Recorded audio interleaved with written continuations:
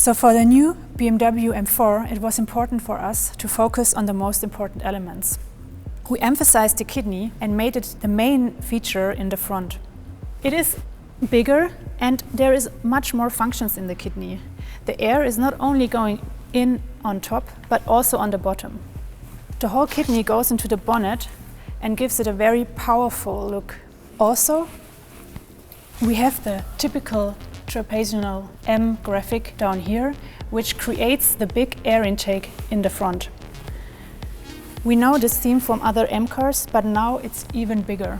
With the surface on the side, it helps to bring the airflow into the air curtain on the side and goes right onto the wheels.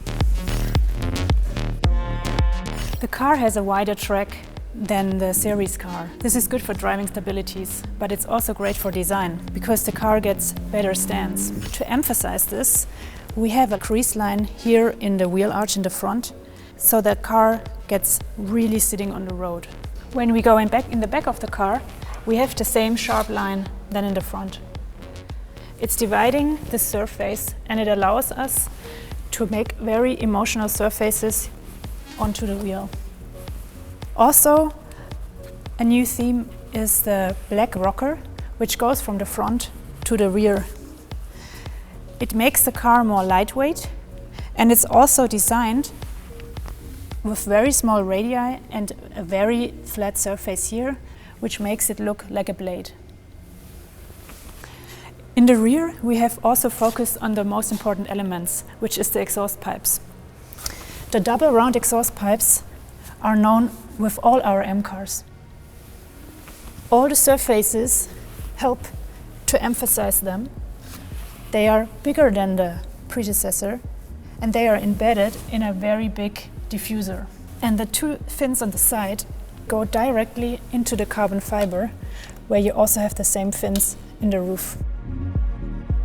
So the M4 is a simple and bold statement. All the M cars are polarizing, and they are not necessarily pleasing everyone.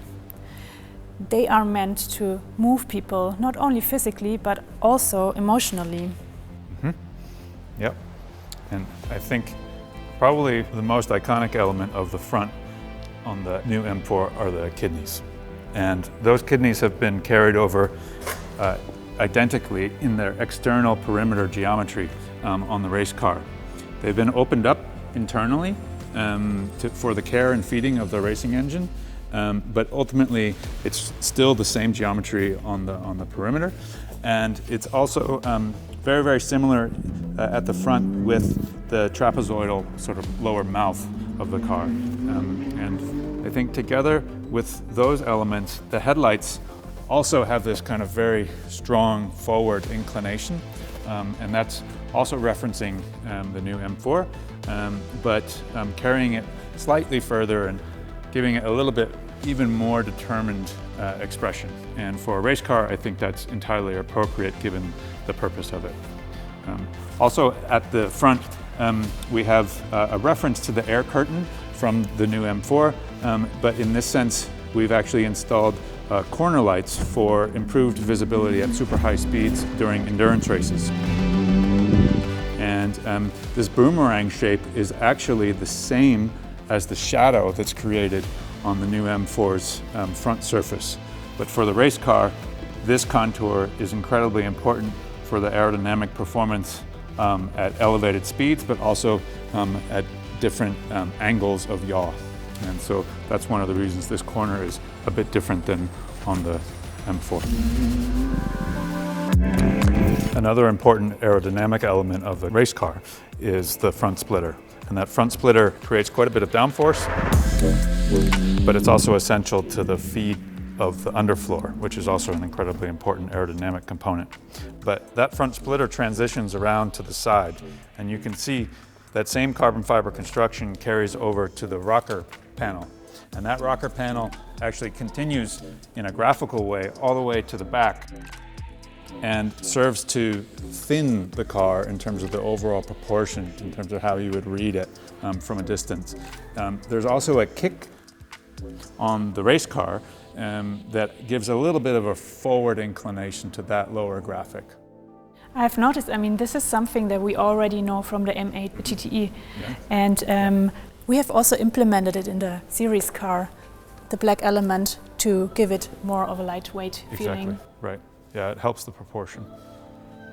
I think the other aspect of the new M4 production car is that it has this kind of continuous loop from the A-pillar down to the air breather detail on the body side, and then down into the lower feature line of the body side.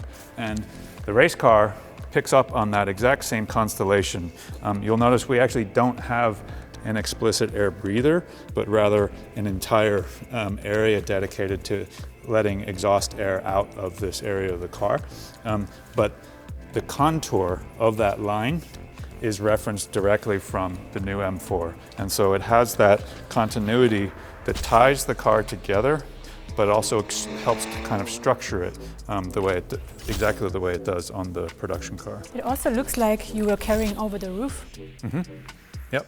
The geometry of the roof and the rear glass is identical to the M4 production car, including the fins, but also this very flat rear glass. And that very flat rear glass is essential to an efficient feeding of the rear wing. And that's what makes the new M4 such a great basis for the race car, is that the rear wing, which balances all of the downforce that we gained at the front with the front splitter, with this rear wing. And it really makes for a great handling car.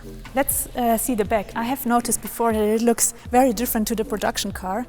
In some areas it's quite familiar, but down here it's very different, right? Mm-hmm. Yep, yeah, you're right. So probably the biggest difference is defined by the added width. So the car is about 75 millimeters wider per side than the production car. And so because of that, we have the very generous fender flare. But yeah, it creates a wider constellation at the rear. The lights are carryover from the production car. This geometry is all identical. We do have some added technical elements for serviceability. These are quick releases for this rear deck lid. This whole rear diffuser area pops off for easy replacement in case of race damage. And then if we move across to the diffuser, you'll see this is all open, whereas on the production car it's more closed. That's to evacuate more heat and pressure buildup. We have the diffuser strakes and fins. And then where the production car has the reflector, we actually have an air outlet for the rear wheel arch, but the line very much references the production car quite literally. All right, I mean, this shows quite clearly how these two cars are developed from the road to the racetrack and from the racetrack to the road. Mm-hmm. Yeah, exactly. And I think it also demonstrates how great of a basis the M4 production car is to become a race car. It has such iconic elements, and it also has geometry that really lends itself to being a high-performance, efficient platform for a race car. And I think we could both be proud. Yeah, it's very exciting, and I think these both cars are so refreshing. Yeah, cool.